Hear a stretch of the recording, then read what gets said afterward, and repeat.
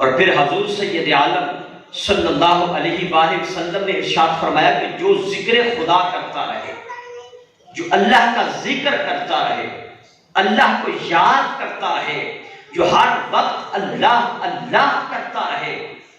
और अल्लाह के जिक्र से उसे दुआ मांगने की फुर्सत ना मिले। ये बड़ी काबिल तवज्जो बात है कि वो हर वक्त अल्लाह के जिक्र में मसरूफ रहे और हर वक्त जिक्र करता रहे, रब से मांगने का मौका ही ना मिले, रब से मांगने का मौका ही ना मिले, कुछ भी रब से ना मांगे, सिर्फ जिक्र की महफिल में बैठा रहे या सिर्फ वो घर में जिक्र करता रहे, चले तब भी अल्लाह का जिक्र करे, बैठे तब भी अल्लाह का जिक्र करे, उठे तब भी अल्लाह का जिक्र करे, खाना खाए तब भी अल्लाह का जिक्र करे, दोस्तों के पास बैठे तब भी अल्लाह का जिक्र करे। फरमाया जिसका हर लम्हा अल्लाह के जिक्र में गुजरता है,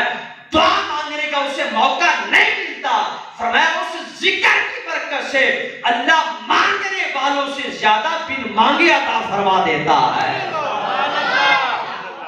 फरमाया कि मांगने वालों से ज्यादा अल्लाह उस जिक्र करने वाले को बिन मांगे अता फरमा देता है। मांगने वाला शायद उतना ना ले पाता हो, मांगने वाला